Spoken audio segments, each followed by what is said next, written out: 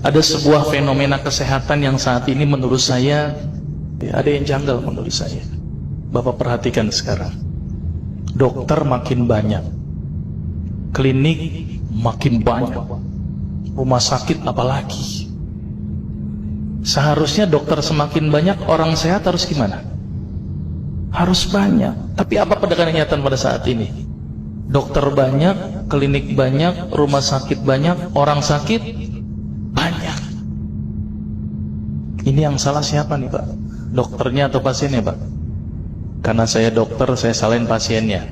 Ternyata pasien itu makhluk yang pasrah menurut saya. Semua yang diresepkan dokter ditelan itu tanpa mereka tahu apa ya obat yang mereka minum. Ini yang menurut saya cukup menggelitik. Ini ada apa di sini? Kenapa kok umat Islam sekarang ini berbeda dengan zaman Rasulullah pada waktu itu? Sampai ada seorang tabib praktek di Madinah selama kurang lebih 2 tahun itu nggak ada pasiennya. Kenapa kok berbeda sekarang dengan umat Islam zaman sekarang? Ini ada sesuatu yang salah menurut saya.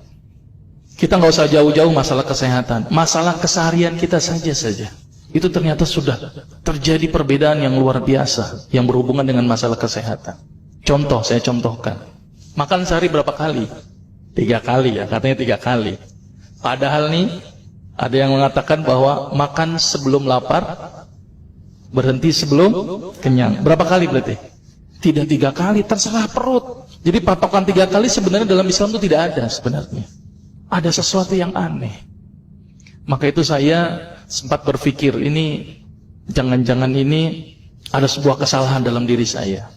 Maka itu saya setelah lulus dokter, saya melanjutkan kuliah lagi, tapi tidak ngambil spesialis gitu ya. Jadi saya ngambil kuliah lagi jurusan tafsir hadis gitu ya. Ketika belajar hadis itu banyak sesuatu yang menurut saya luar biasa yang tidak pernah dikupas. Ya, ilmu kesehatan yang luar biasa tetapi tidak pernah dikupas. Nah, di situ saya bertemu dengan seorang ustadz. Kemudian ustadz itu bilang begini. Ini latar belakang saya kenapa saya belajar pengobatan Nabi.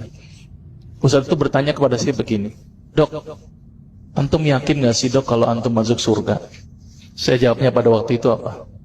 "Yakin Ustaz, saya masuk surga karena Allah menurut prasangka hambanya." Tapi Ustaz itu bilangnya lain. "Kayaknya antum masuk neraka deh." Waduh. Dia memberikan data-datanya ke saya. Maka saya bersyukur kepada Ustaz tersebut ya. Dia ambil pada waktu itu, mohon maaf ya, saya menyebut merek, mohon maaf. Lihat dok, Lovenox, obat yang dipakai untuk mengencerkan darah. Biasanya diberikan pada penderita penyakit jantung, stroke dan gangguan bekuan darah. Di situ tertuliskan kata apa? Porsin origin. Ada yang tahu porsin? Porsin itu isinya Pak, babi Pak. Saya bilang, waduh, berarti dok kalau antum resepin porsin satu pasien, antum telan itu obatnya. Kira-kira ibadah orang tersebut diterima nggak sama Allah? Siapa yang dipersalahkan nanti?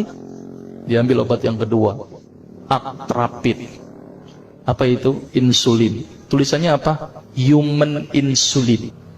Jadi diambil dari manusia yang telah meninggal, diambil pankreasnya, insulinnya, yang menderita penyakit kanker pankreas, dibuatlah obat. Berarti dokter sudah menyuntikkan manusia ke dalam manusia. Diambil obat namanya analsik. Apa itu analsik? Obat untuk pusing. Ini di kalangan dokter sering resepin ini. Isinya apa? Antalgin dan diazepam. Makanya kalau orang minum obat ini pasti ketagihan, saya yakin. Karena kenapa? Karena mengandung diazepam. Diazepam itu apa? Narkoba. Maka itu cara nyari uang paling gampang, kasih aja resepin analsik, pasti balik lagi dia. Karena kenapa? Narkobanya bikin kecanduan. Diazepam, fatwa ulama bagaimana? Haram. Diambil lagi obat batuk, kodein. Maka itu kita minum obat batuk langsung hilang batuknya karena kodein. Kodein ini ternyata derivat dari narkoba. Berarti dokter sudah resepin narkoba. Diambil semua obat sirup di depan saya. Lihat dok, ada nggak yang tidak mengandung alkohol? Semuanya mengandung alkohol. Sampai saya pikir, Masya Allah, berapa ribu pasien yang telah saya resepkan obat-obatan haram tersebut. Ini yang menjadi kegelisahan saya Pak. Terus kemudian saya melihat ada sesuatu yang salah. Kenapa? Karena agama Islam tidak dipelajari secara benar.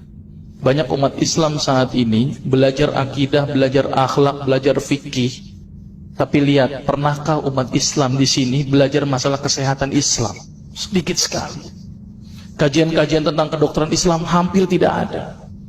Makanya tidak heran sekarang umat Islam yang notabene hebat menurut saya katanya, tapi ternyata banyak yang sakit karena dilupakan aspeknya.